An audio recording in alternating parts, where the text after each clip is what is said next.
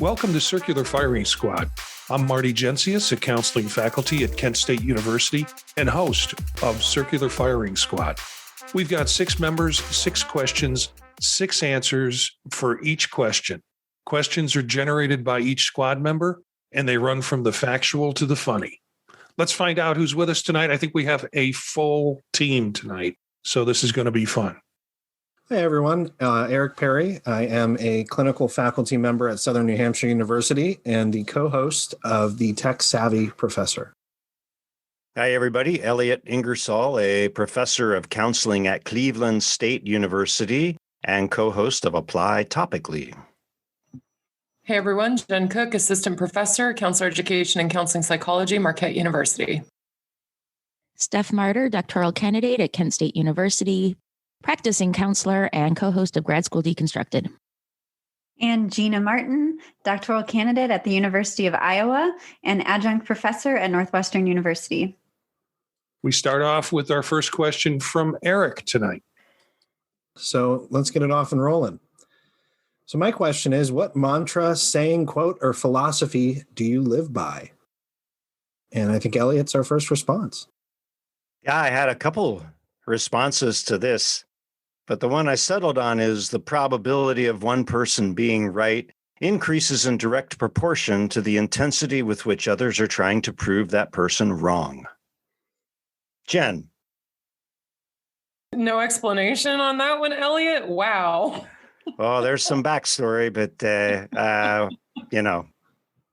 Well, I had a hard time answering this one because I have a lot of mantras, or I would say they're more affirmations that I use throughout the day. One of them is, I think I've mentioned on the show before, the serenity prayer. That's something that I often repeat because I have a hard time separating the things I can change from the things I can't change. I was thinking about like what my students would say my mantra is, and the one that we share together is keep it moving. And all the time, it's keep it moving, especially with my doc students. Like it's always, what's the next thing that we're going to do that's going to keep it moving? But given that Elliot gave something a bit more esoteric, I will share this one quote from pre-Socratic philosophy that sticks in my mind, which is, you cannot step in the same river even once because you and the river are always changing. Steph? I think for me, it's more of a question of what are my choices that kind of keep going. It's like you're presented with a situation. Here it is. We could wish it's something else, and we wish we could go back in time and change things. We just want it to manifest in the future, but none of that helps you make a decision in the moment. So what are my choices? And generally it's, well, I can choose several options that I'm really not happy about, or I stay still. So I might as well choose one of those options. I'll make the best, worst choice I can and get on with stuff. So what are my choices? To students, I'm constantly saying, trust the process. So they hear that a lot. Or don't push the river, which is another one that I use. But for my own personal philosophy, does this smell funny to you? Which is sort of questioning whether or not what I'm hearing is straight and direct and there's not some agenda behind it. I also like to use a lot, if you speak the truth, you better have a horse by the door, which means people are not going to enjoy it when you speak the truth. So you better have a quick way out of town. Gina? I love this question. I spent a lot of time thinking about it today. And at first I was like, I don't really have a mantra or a saying or anything, except for with students. It depends. That is my big MO. That's what I say probably at least 3 or 4 times per class. But in terms of like a personal one, so I started out thinking, I don't even know where to begin with that. And as the day went on, more and more came to me. And everyone got pretty deep tonight, but mine is really not deep. Mine is very surface level. So you know the emojis on a phone, like the little smiley faces, and you know the one that's like upside down but still smiling? I would say that's probably mine, like moving through life, not quite right, but still smiling and still holding on and just bouncing through life with the upside down smiley face. So I think that's what I'm going to go with, just trying to keep that smile on, even though we're going downhill. Back to you, Eric. I like that. I was thinking about this a little bit when I wrote the question, and I'm a huge blues fan. And I have moods with music, but I love B.B. King. And he had this saying, the beautiful thing about learning is nobody can take it from you. And I felt that. And he was obsessed, avid reader. He read everything, watched everything, believed in every experience you learn something. I value that so much. That's something that's individual to me that I have that nobody else can get to, right? And we have all these things that are sort of temporary or can be pulled away from us. And this isn't something, that can be taken. It's part of you and part of who you are. And I don't know, it's something that I really connected with. So mine was the beautiful thing about learning is nobody can take it from you. And I think Elliot has the next question. My question is, why do you think we have not come up with revolutionary new approaches in counseling? Jen? Well, who says that we haven't? I would actually, my perspective on this is that the foundations of counseling from person-centered therapy are absolutely revolutionary in so much as they change people's lives and they're not the norm. They are not what people are getting in their everyday life. So, I mean, if we flash back to something like the golden rule, for example, of do unto others as you would have people do unto you, right? We all learned that as a little kid. I think the problem with that is that we don't know how we should be treated. We're not used to being treated with unconditional positive regard or with congruence, with genuineness. And I think that in this day and age, that actually is revolutionary because we are not used to having that in our typical relationships. And so maybe everything that's old is new again. And I'm not sure we ever really caught on to it fully, even in the peace movement and all those kinds of things that came directly after Rogers wrote his theory. But I think we still need to stay there to some degree. I mean, honestly, I don't know what a revolutionary approach would be at this point, but that feels revolutionary to me if we actually all followed those tenets of person-centered counseling. I was thinking more in terms of theory development. If you're talking about that, I think for a while now, it seems like, except for a few outlier theories, most theories are saying the same thing with a different vocabulary and maybe a slightly different perspective or viewpoint. But you can see a lot of parallels between theories. And I'm not sure in there if there's, I'm sure there's stuff because it's revolutionary. It's not even cracking my brain at the moment. But thinking about approaches and ways to convey information and convey ideas and apply those ideas from all of those theories is progressing, I think, in some ways, as far as using technology and being able to use new approaches and integrate all these new tools to the counseling process and use those together. So I think in those ways, it can be more revolutionary in the applications rather than the development of theories. What do you think, Marty? Some of us remember the old days when there were 4 or 5 theories. They weren't intermingled. It was what it was, and it was good enough for us back then. But now it's gotten real complicated. I kind of think that we haven't tapped into any new paradigm shifts of knowledge that's going to change our thinking. And that includes neuroscience. Sorry, Gina. I spent years working in a neuroscience lab, neuroanatomy lab, and it's interesting stuff, but I really don't think it's going to result in a revolutionary new approach.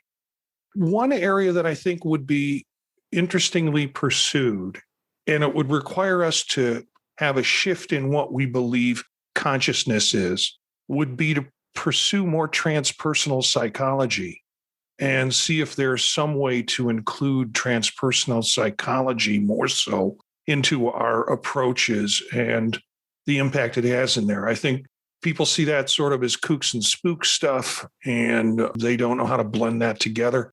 But I think that's sort of a spiritual, transpersonal area we haven't really integrated very well.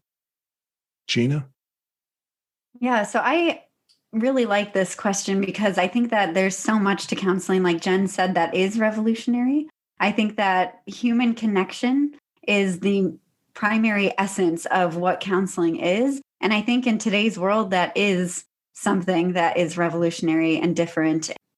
But you talk about these things, unconditional positive regard and all of these different things that are part of just the difference in society, the corrective emotional experience, entering into that relationship. So I think that that's probably the most revolutionary thing in counseling as it is. And I'm going to disagree with Marty. I think neuroscience is great because I think it is a way that we can objectify and make it a little less messy on the research side. So not necessarily that it's going to change the way that we do counseling. It's not going to change the way that we connect and have that human connection. But I think that it's helpful in the sense of research and working on that end of things. Eric? Yeah, so I've been accused a time or two of being a tad concrete, right? And I'll own that, right? So I'm going to try and make my point more gooder. I think the problem for me often comes down to everything we do is reductionistic. Every theory pulls down consciousness, experience, being into something that it can encapsulate, right? And just, to make a concrete point out of an abstract one, when you look at assessments and the things you try and achieve there, the point of error, particularly when you come to things like personality and we start to get into these constructs that we have to label, define, and sort in particular ways, is always reductionistic. So we have this issue with trying to boil things down to become revolutionary, to become unique. And you see this with new approaches like EMDR or new-ish approaches and things that come back, right? It was, 4 or 5 years ago, I'm sitting in a conference tapping my own forehead. And why is that back? We don't need this again. In some ways, I think, and we vacillate, right, back and forth. And in some ways, I don't know that we need to be. So I'm in partial agreement with everybody else. But I think we're learning at the same time this connection between the physical and the consciousness, and we need to continue to pursue that. We need to continue to learn what it means to feel things on a biological level, what it means to, engage in these spaces that are more complex without falling into that trap of being reductionistic. And I think that's part of where we lose our way. So I apologize for the long-winded response, but I couldn't think of a better way to put it. So Elliot, back to you. No apologies necessary. Wait till you hear my response. And I do not have an authoritative sweater vest on. So, I'm just saying, man, that really works for you. I love it. Thank you. Had to bring it in. Had to. That's awesome. This is why I love doing this podcast. I love these answers. And I agree with Jen that yes, most people do not have 50 to 60 minutes of someone's undivided attention and unconditional positive regard. And yeah, that's revolutionary. I remember reading I was on a Fred Skinner kick back in the 90s, and I read everything he wrote. And in Beyond Freedom and Dignity, he said, we've not come up with any new really information about the human mind since Aristotle. And then I stumbled across the historian of psychology, Daniel Robinson, who had a great book on Aristotle's psychology and said, it's a pretty complete psychology. We've advanced our techniques, but we haven't really added all that much. And I started thinking about it. But at the same time, I had read Stanislav Grof's Beyond the Brain. And then I read Realms of the Human Unconscious, LSD Psychotherapy. And so back to Marty's point, I think that the transpersonal approaches they build on many of the psychodynamic approaches we have and some of the pharmacological techniques of our day, the Schedule I drugs, the hallucinogens, the enactogens like methylene-dioxymethamphetamine or ecstasy. These hold incredible promise for perhaps breaking open what we've learned about human relationship and taking it to a deeper level. And I never thought I would see it in my lifetime, but I see these realms opening up and I'm incredibly encouraged by it. And I hope we will. And I think that goes hand in glove with neuroscience, Gina. So I see progress, but it's just, I guess it takes us time, which, well, that's fair enough, right? I believe the next question goes to Jen. Yes. How important is it for doctoral students to begin to develop their research agendas while they're in their doctoral programs? And interestingly enough, first up is a doctoral candidate. Dun, da, da, da. Jazz hands. So I can only speak to myself, really, right? Because I don't know if it's important or not. I just know that I did. That I think I was coming straight in from the master's program this time, and I already had some, lines of research in mind and in areas that I wanted to study, and that it was good for me because it provided structure. Whenever I had assignments in any general class, I could focus my attention to the areas of study that I was interested in and continue developing that. And so when it came down to comps and then for dissertation, I had dissertation basically in my mind starting at the beginning of the doc program. And it really helped guide me. And also, the only thing I had to make sure of is that I didn't become so focused that I blocked out other areas and developing other interests as well. So I think for me, again, just based on my experience, it was helpful for me to have structure and idea of what I wanted to do, and it could help guide my assignments and made it a little bit more meaningful and more useful to me as I developed as a doc student through comps and dissertation. Marty. Well, it depends on what they want to do when they're done with their doctorates. You think, is a research agenda going to be of value to them or whatever they're doing when they finish their doctorate? Now, if they're going to go into higher ed, they need to have a research agenda, preferably something related to counseling and training counselors. I'll say that. We spend a lot of time in our field going, oh, nobody respects us because we don't have an identity and they just don't understand us. And then we go off and study things that aren't directly related to counseling and counseling training and wonder why people don't understand us or respect us. So I guess that's a warning shot to faculty advisors and to doctoral students. Kind of pick something that's tied to advancing the knowledge in our profession. But if there are going to be positions and things that are available that having an in-depth research agenda is not a requirement for the position. So you need to think about what you love and what you want to do and how that fits into where you want to work in the future. For me, this is something so coming out of an R1 institution, which is Iowa, we very highly value research. This is something that I feel has been a core component of my doctoral program. From our very first class at Iowa, they taught us how to write research questions. They taught us what you should have in a research line, how it should be fundable, how it should, have all these different components.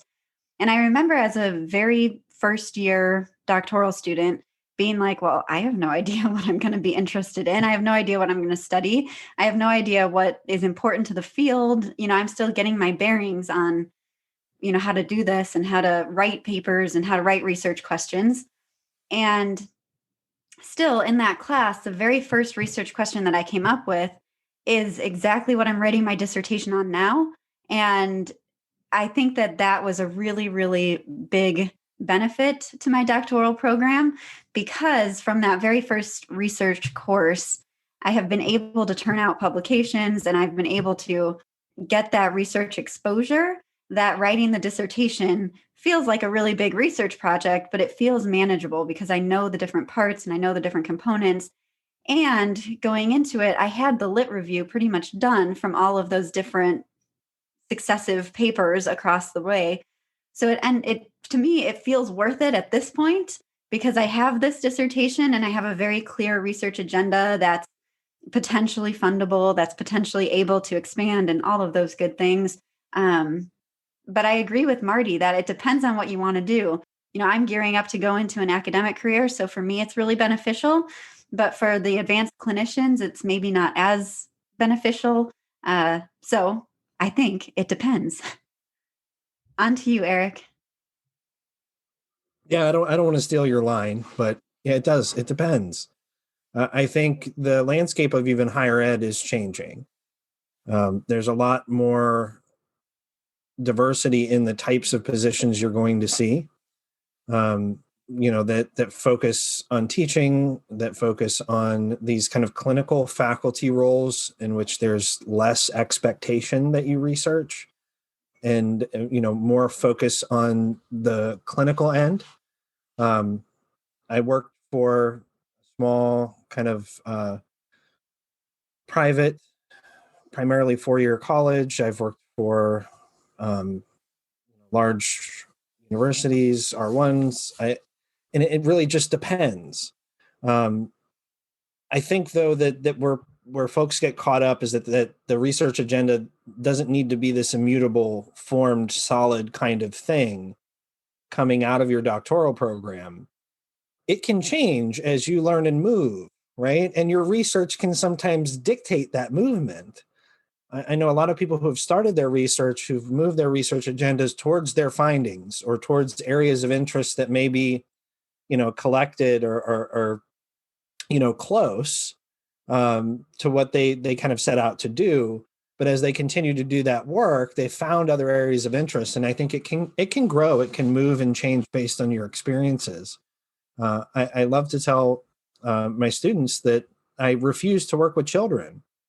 Absolutely refused. I found the one program in my area that focused on adults, did that, and my first job was working with kids. And I would go back now and do third grade through fifth grade trauma group therapy and play kickball on the side any day of the week.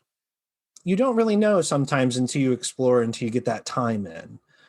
So I think, again, it's something that you may need to pursue a position, but it may change over time. And I think that's okay. Elliot?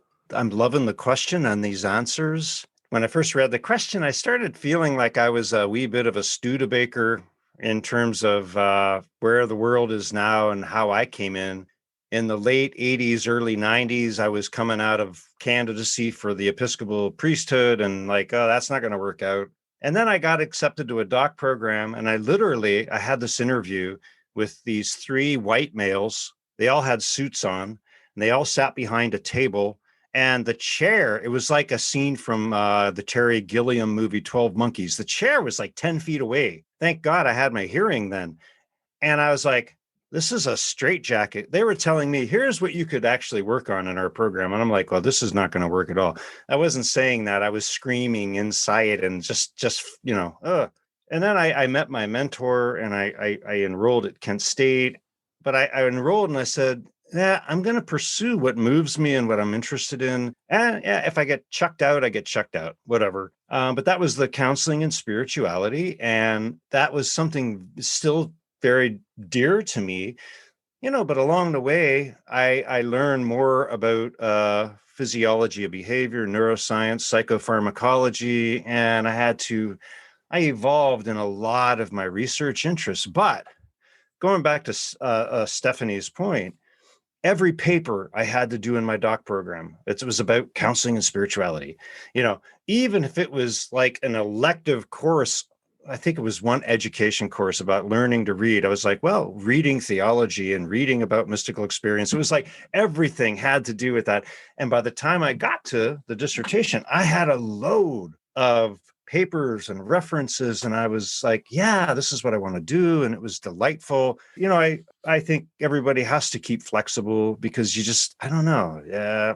The world's definitely changed since the late 80s, early 90s. That was a path that was very resourceful for me. It might not be for everyone, but I would always say keep your passion at least involved. If it can't be at the forefront, it can always be some piece of the action. I really appreciate everybody's answers to this. And, Gina, you articulated a lot of the things that I was thinking through and thinking about. I do think that there's this aspect of being malleable and allowing that flexibility to change us and to help us to grow. But I do think that those initial experiences and the building that you do throughout a doctoral program is incredibly helpful and fruitful.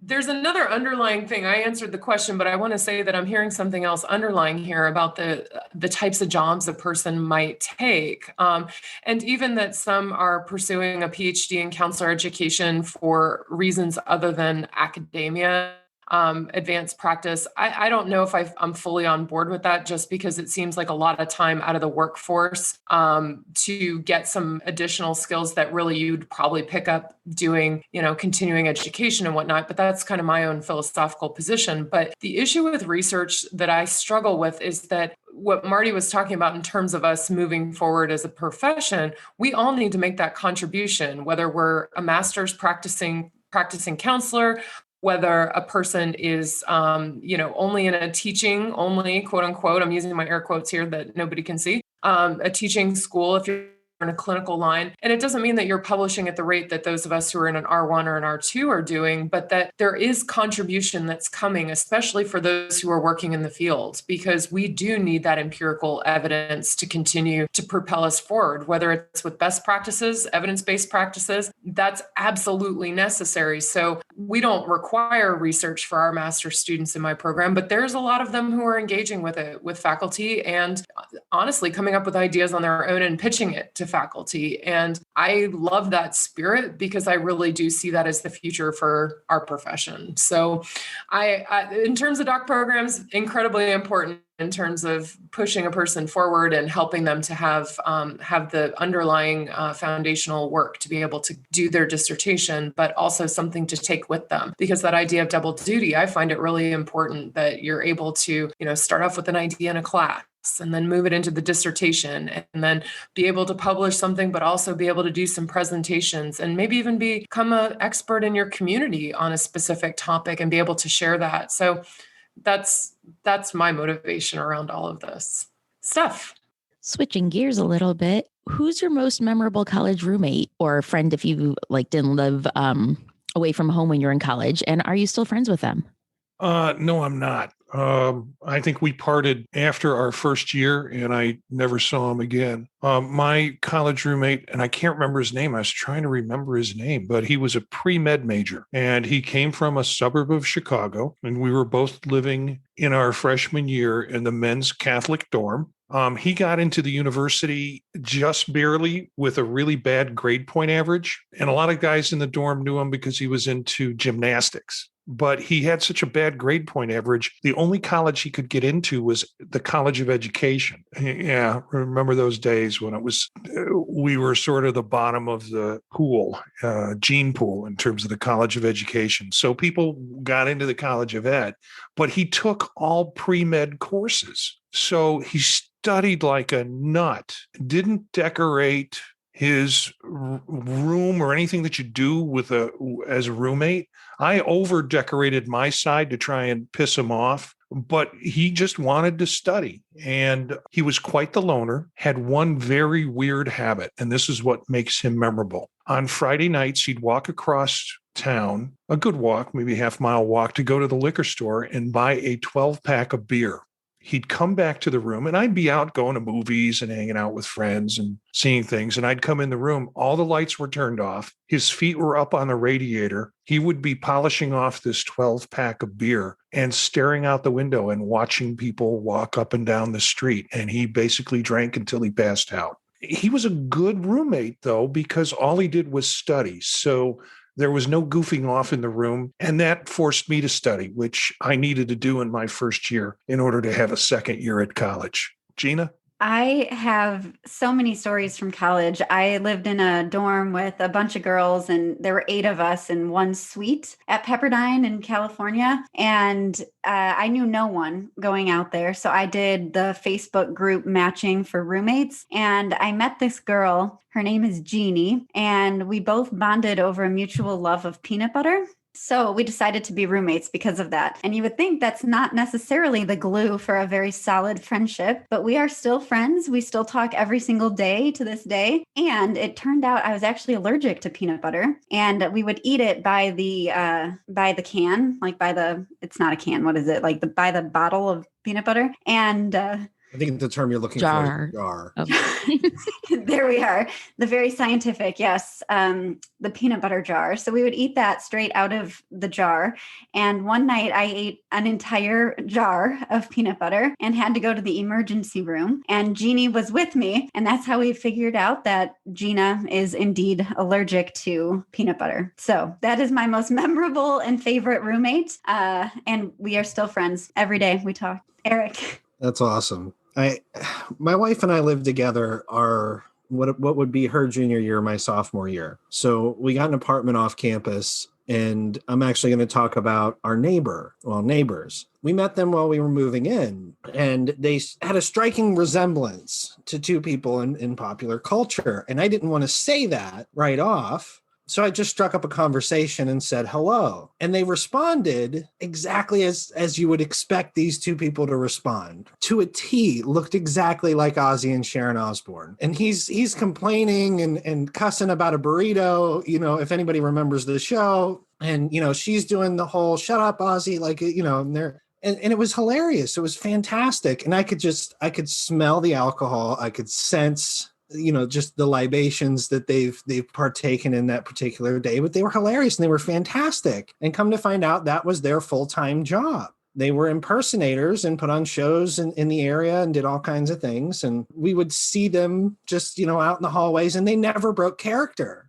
So there was never a time where we ran into them that they didn't look like Ozzy and Sharon or speak like Ozzy and Sharon and interact with each other in that way. The illusion was broken at one point. They had some domestic troubles, as Ozzy and Sharon did, and ended up moving away. So we don't speak anymore. We didn't speak after that, but they were always entertaining and fascinating to see, and just a really cool story. What about you, Elliot? I didn't go away to university for an undergrad. I commuted from home, but in my master's, I met a guy I'm still in contact with, Rob Lytle, and he was just learning to play guitar and sing, but he had an ear that you just wouldn't believe. And so he and I formed a duo, and we performed probably 3 nights a week, and that it paid for a great deal of my rent. My rent was $180 in Youngstown, a month. So it wasn't a lot, but it was like the guy was like a human songwriting machine, and he wrote amazing songs. What I do musically best is back people up, and we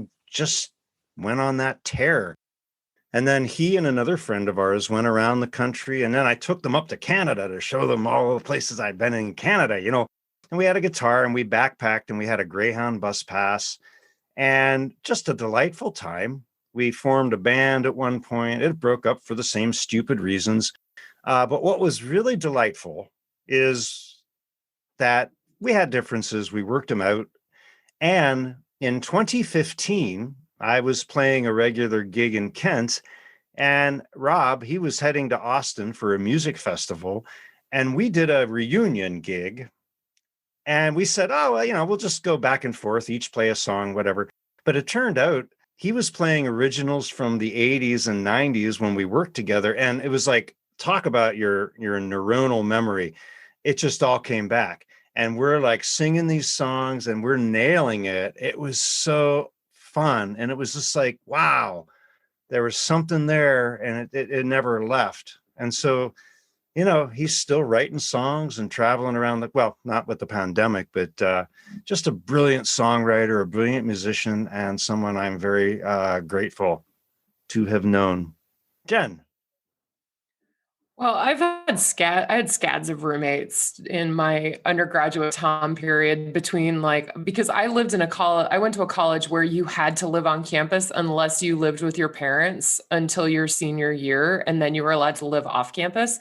Yeah, legit. These places still exist. Well, at least they did. I don't know if that's still the rule there, but it meant that you were swapping around and moving, to different dorms and with different people every year. But then there was also the summers, and I'll tell you, those are probably the most fascinating people are the summers living in the dorms at Cedar Point. with the folks that I roomed with there. We lived in an old part of the Breakers Hotel. Actually, both summers I was there, I was dormed in the Breakers Hotel. So anybody who's familiar with Cedar Point, I don't know, again, like, I don't know if it's still that way. But some of the roommates, we had 4 to a room. So these were old hotel rooms and they brought in bunk beds. So 4, you were based on sex assigned at birth, essentially. And we're expected not to have guests and all of these kinds of things. Well, that's a lie, first of all. Typically, there were 6 to 8 people sleeping in that room at any given time. God help me if my mother ever listens to this podcast, because she will have a fit. But, there was always some interesting things. But there was one roommate, first year at Cedar Point, who liked to eat Campbell's chicken soup directly out of the can. And she would open the can, lie in the bed with saltine crackers and eat it cold out of the can. And then when it was finished, she would chuck the can under the bed. So for obvious reasons, Chicken Soup Girl is probably one of the most memorable roommates that I've ever had. Sorry, I'm looking at some of her facial expressions. I can't hold back. I mean, there's a million stories, but Chicken Soup Girl, she's high on the list. So I got more than I bargained for a little bit from this question, and I appreciate it so much. I heard stories I never thought would come out of this. So for me, my roommate freshman year, I don't know what happened to her, and off she went. But I knew I needed a roommate for the second year. And one of my good friends from chemistry, I was going to be a marine biologist when I went to college. And so taking all of those prerequisites and just all the basics like chemistry and everything. And so I got some really good friends from those classes because you just spent so much time together between class and lab. And she had a friend who was starting, I think, or was planning to live on campus. And she was actually like an art major. And so, okay, I need a roommate. And we started living together. And, we were great. It was like an instant friendship, but also I wasn't always easy to live with in some ways. And I love her dearly because she stuck with me and she's still my friend today. But when I say I wasn't easy, I don't mean like personality necessarily, except for like, this is the late 90s when the Indians were in the playoffs. And if they were doing well, then she would come home and then they wouldn't be doing well. And I'd kick her out of the dorm room until they started scoring again. So just things like that. And again, you understand why I treasure her for not abandoning me and still being my friend 25 years later. Next question, Marty. We're going to switch to something that is just grinding me up lately.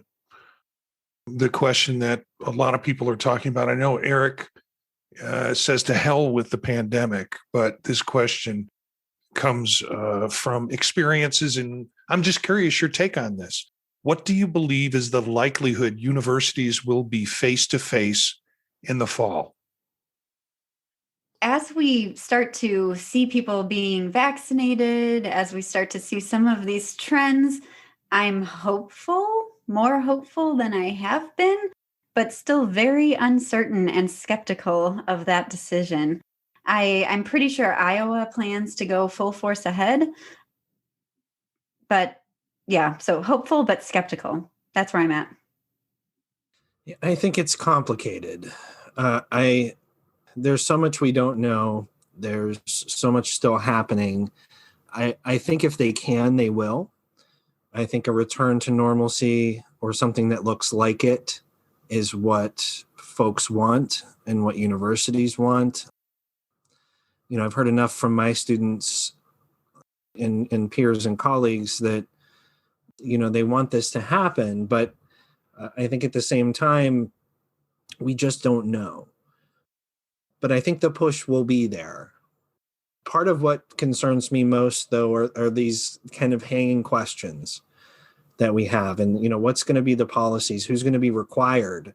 can you require someone who is medically fragile, who can't be vaccinated, who can't, there's all these kind of questions around, what's enforceable and what's not. And I think administrations are still working around a lot of that. And I think there's going to be a lot of alternatives put out there, at least from some institutions and programs. I don't know. There's still so much going on. And I'm not an epidemiologist, so I don't know. I don't have the kind of magic wand here, but, just in the past week or so with cases falling and those types of things, there's these huge theories. Oh, it's going to be gone now. And, I'm kind of skeptical because we're still at summer peak rates, even though we've fallen, and I don't know.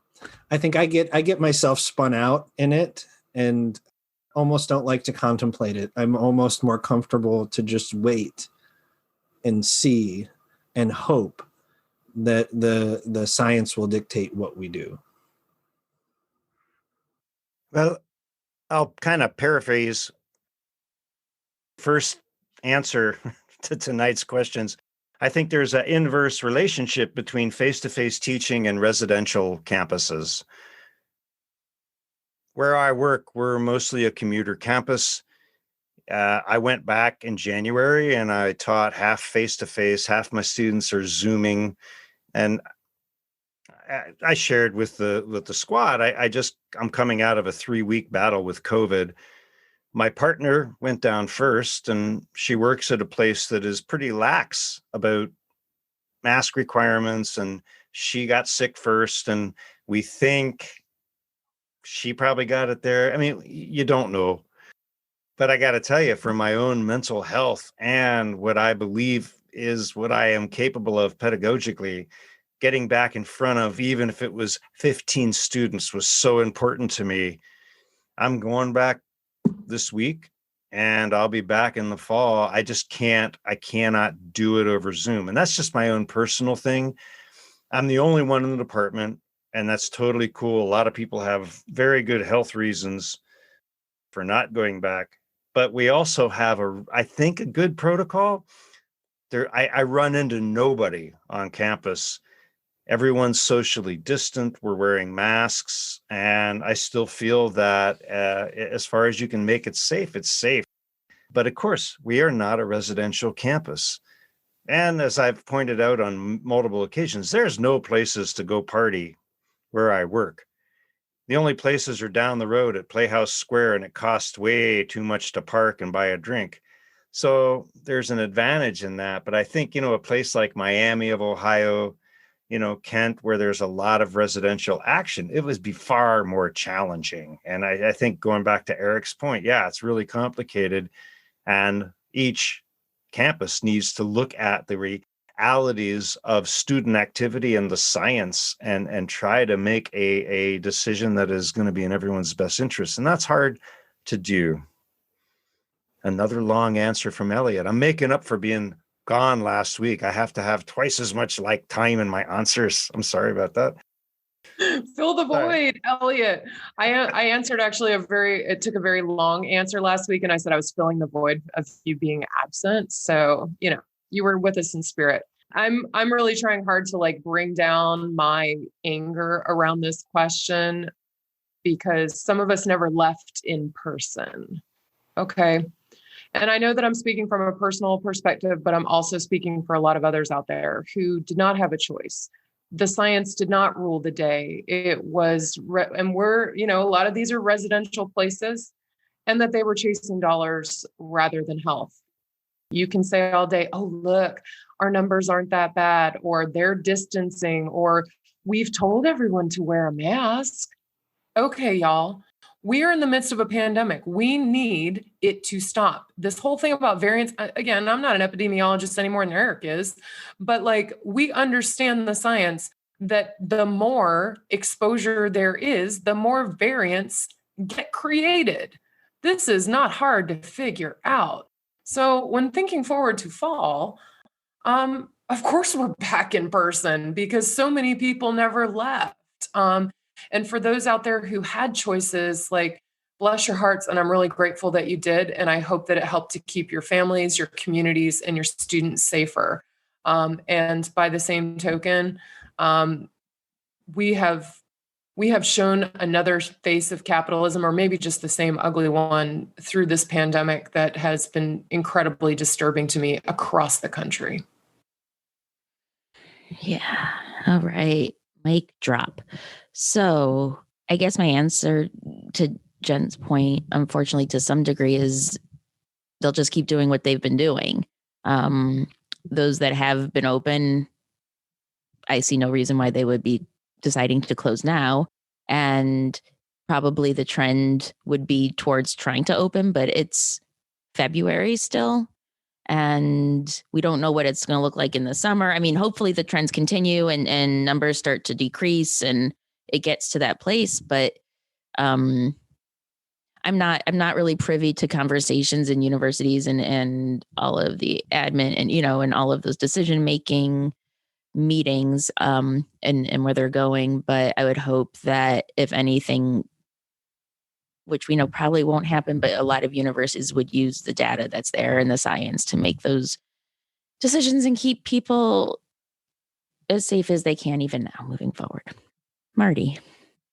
Yeah, I asked this question because it's my anger's been stirred up this week. And primarily because we're getting surveyed about what is our thoughts about what classes we could teach in the fall face-to-face.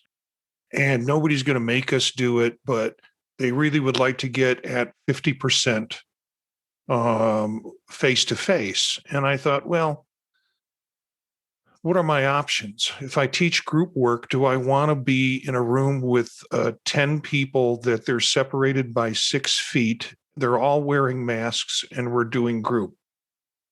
No, I'd much rather do it online where they're all on the screen and they're not wearing masks. And we can do that kind of work. So, but there has been a push in Ohio. Unfortunately, I'd like to be an optimist, but the rollout and availability of vaccine is so slow here. I have a spouse who's over 65 and she cannot find a way to get vaccine. Now, I also believe the sheltered care facilities aren't, people who work in there aren't being vaccinated or haven't been fully vaccinated. And also the residents haven't been fully vaccinated either. The healthcare workers have not been fully vaccinated. Teachers who are going back to school or K through 12 have not been vaccinated. And most of the folks who work at universities are under 65. So we all got to get in line after the rest of the group that deservedly need to, the 70s and the 80s folks need to get vaccinated for their safety. But the universities in Ohio are playing this I can fill my dorms first game. And the way they're doing it is first we hear of a university that's going to say we're going to be 70% online or 70% face-to-face. And then within a week, we hear 4 or 5 other universities saying, we're going to be 100% face-to-face in the fall. And it's all about getting students money to enroll them. And then if the vaccine isn't there and the precautions aren't there, guess what? You're one of our students and you're now online. So I kind of think it's a shell game. We're all being kind of drug into this shell game of we're going to pretend like we're going to be ready, but the trajectory on vaccinations and everything says, no, it's not going to happen. So yeah, it's been a frustrating point for me. I know it's not a pleasant point to have to wrestle with or talk about, but it's been something that's come up for me and the state that I'm in here. Gina, you got the last question for the night.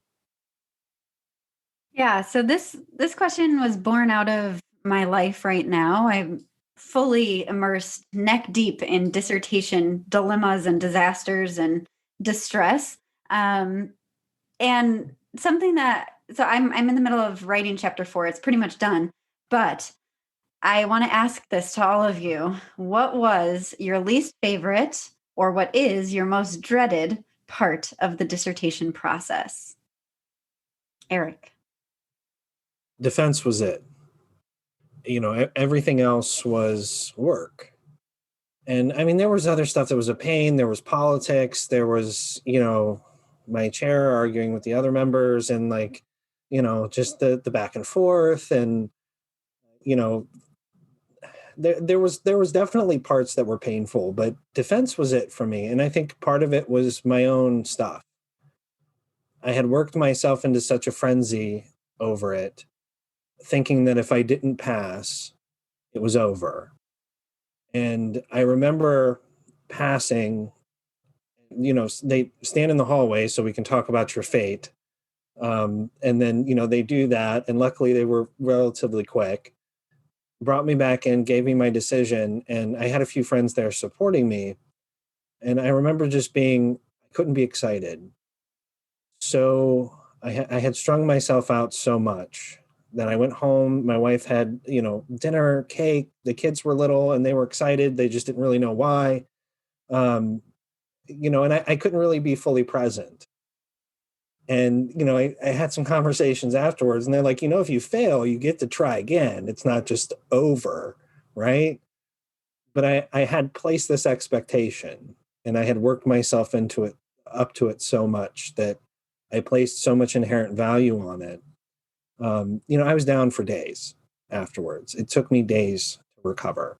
And I don't normally do that. It's not characteristic for me, but it definitely was the most kind of dreaded experience, and a huge learning one that, I know that there's going to be these things that I work myself into that I need to temper. And I need to really prepare myself for, particularly when I was putting so much of my own value and self-worth into. And I shouldn't have, for a lot of reasons. But that was my kind of most dreaded experience. Yeah, wow. I mean, that's one of the things about my mentor that I just so love and I so appreciate. And people would say, "Oh, he's too permissive, he's too unstructured." But when it came to the defense, he said, "You're not going to set foot near that room unless I am 100% certain that you are ready to defend this piece of work." And that was so helpful to me because, me with my ADHD and my impulsivity, I'm like, "Yeah, I'm ready." And it's like, there's 20 people like, "No, you're nowhere near ready, buddy." It was just like to have someone who would like set that line with me. For me, it was dealing with copy editors. Editors. I hired two. I was a very poor writer. I had one publication at the end of my doc program, and that took like 2 years to get together. And so the copy editing was torturous. And I was reading, and they're like, "Oh no, you can't do this and oh that. What? You don't need this adjective. What? Adverbs, semicolons. What are you doing? Cut, cut, cut." And I was just, my authority issues were all being triggered, but they were totally right. I was not a good writer. And I am so grateful for that process. Like, because now, a colleague of mine and I, a junior colleague, we just published a piece and we have a very good rapport. But when I went through the drafts, it was so easy for me to just cut, cut, cut, cut, cut. But that was what I learned over 25 years. But it was so horrible at the time, especially because I was thinking, they're not going to let me out of here. So that's why I hired two editors. I was like, okay, we better double down here. And I was going into terrible debt, but it was really worth every penny. But it was just incredibly painful, but the pain served a purpose. Jen. Well, of course, the usual of like, I need these participants, and it is such PETA to get the participants. Like, let's just acknowledge that, right?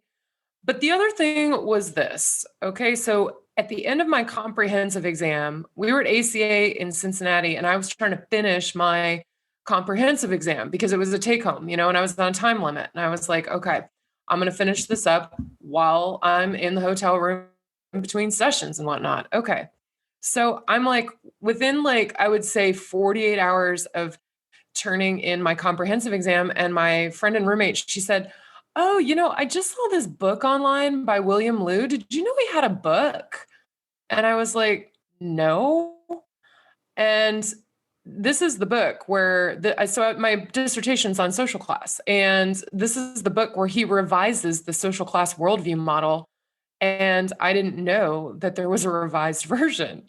So half of my comprehensive exam is talking about, not really half, but a pretty substantial amount is talking about the original version of the social class worldview model, and not even acknowledging that there was a revision to this model that I'm spending all this time explicating. So, I have to go through, and it's always was my fear that I was going to miss something major. Well, after that happens, right, I already have like jacked sleep, right? I start having the dream about having to go back to high school because I didn't take a math class. I'm having that dream like every single night for the rest of my time in my doctoral program. Not really every night, literally, but like it was just so jacked because I was convinced I was missing something, and I was going to be sitting there in the defense, and they were going to be like, "You missed a major theorist from 1885 who talked about social class and counseling before counseling even existed, and you should have known that." I mean, it was such paranoia. In a way, it's kind of like Eric's story of just like being so strung out on something that it was just so far gone. But yeah, I would say my sleep getting jacked because of the worries that I have missed something major, like the math class in high school. That was probably it. I'd like to thank Gina for making me confront and think about all of the fears and all of the dread that I have been feeling so far, and that I still have to look forward to. There's so many things I haven't even encountered yet that I should be terrified about. But for me, it's funny you mentioned dreams, Jen, because I kept coming back to this other anxiety dream that I didn't even get to mention when we talked about anxiety dreams. And it's one where you get all ready and you're excited to go to the beach, and we're all on the vacation and we're going to go to the beach, and it's beautiful weather out, and you get to the beach house and you're right on the ocean, and you see the ocean and you're ready to go. And then for whatever reason, every 2 seconds, you're like ready to go. And then there's another reason why you can't just leave just yet. And you see it all happening. And then you see the sun starting to set, and you're looking, and you're like, why are we still standing here? Let's go. So my dread, I think sometimes, is that life circumstances, things that happen that are out of your control, are taking over, and that you can't escape them, that things are going to distract you, things are going to take you away from your dissertation, things are going to happen, and that they're so big that it feels like sometimes you have no choice. So just sometimes there's that dread of, for whatever reason, not getting to the beach. Marty. I really enjoyed my dissertation. I just enjoyed the whole process. It was hard for me. I was collecting data in the evenings. I was watching parents put their kids to sleep. I had 2 young kids at home myself, and too much distraction during the day. So I drew upon that pattern I had earlier in my life of having to get up real early in the morning and go to work, because I worked morning drive at radio stations. And so I was getting up at 3 a.m. to 7 a.m. to write. That was the quiet time to do it. I bought music that I could listen to that I didn't know the lyrics to. So new stuff. I went through a lot of grunge at that time. And that's when I wrote. But the most dreaded part was, and this is not a politically correct term for this woman who did this in the graduate office, she was referred to as the dissertation Nazi. But you had to get an appointment with her when you completed your dissertation, and you'd bring it in a box, and you'd bring it up and you kind of put it on her desk, and you would sit back in a chair.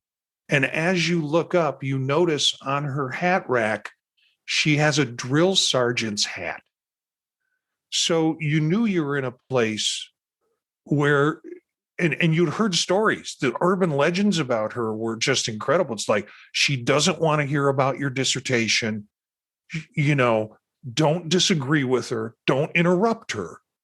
Don't do small talk with her. Just give her the box and let her get her ruler out. So I was all prepared to handle it that way. And she looked at the first page of my dissertation. It was like bedtime rituals. And she goes to me, let me tell you about my bedtime ritual. So she immediately wanted to share this story with me. And I felt everything, all my fears got through out the door. And so going through the dreaded college, I think everybody has one in their university that has to look at the dissertations and make sure the formatting's clean. That was kind of the setup was the most dreaded part of having to deal with it for me. Wow. Well, you all did not make me feel any better about this process. I I was hoping to hear things like, getting participants, because I just got over that hurdle. So thank you, Jen. But yeah, everything else, great. I was already dreading the defense, Eric. So now I'm looking forward to the few days after where I will still be down in dumps. But I think that, for me, I don't know. I feel like my dissertation has had roadblock after roadblock, especially with COVID and trying to do an in-person study. Just never a good combination. Although who knew that there was a pandemic coming at the same time my dissertation was coming. So for me, the participants was a significant hurdle that took many, many months and lots of harassing emails and begging and relentlessness from me. But I was also dreading chapter 4 because of the statistics. I think I've mentioned before, I am not a statistics type of person. But that being said, chapter 4 has gone swimmingly, very easy thus far. So knock on wood that I did them right. They could be completely and horribly wrong, and we'll find out at the defense. But that's my perception as of now. Still dreading chapter 5 and definitely dreading the defense even more after tonight. But that's where I sit. So that's all of our questions for the evening. We've got one final shot question. I've got to ask Eric. I was trying to put together a final shot question and saw a question from one of our live shows from a Nicole Perry. Any relations? That would be my spouse. Yes. Okay. So this is her question, and we're going to use it as a final shot question. If you had a boat, what would you name it? So, as a self-proclaimed nerd and terrible fisherman, I'm in the market for a boat. And I plan to name it the Refresh and Try Again. I would use a song title from the Pretty Reckless, Going Down. Well, if it's a girl, Lola, and if it's a boy, Bill. Boat of car. So growing up, we had a boat and we always debated the name for it. And what I said every single summer was Summer Memories. I have no idea why. I was a strange little child, but that was what I really wanted the boat to be named. And my parents never did it. So that's what I would name my boat. I've got the final word on this one. I'm on a boat. It's a T-Pain reference. For those of you who don't know it, just Google I'm a boat T-Pain and you'll get the whole video. Anyways, that's it for I'm watching these folks dance. Thanks to the squad, Elliot, Gina, Stephanie, Jen, and Eric. Look for some of these characters on their podcasts on thepodtalk.net. You can find out more about them at circularfiringsquad.net. We've got a new podcast coming up called Counseling Delphi that'll come up monthly and will be live streamed with a recording for later viewing. It'll be panels of experts devoted to topics of interest in our field, and they'll be doing a deep dive on topics. So look for more of that on counselingdelphi.net. Our theme music is from Menage a Quad, Real Swing Shet. That's it for this episode of the Circular Firing Squad. Ready, fire, aim.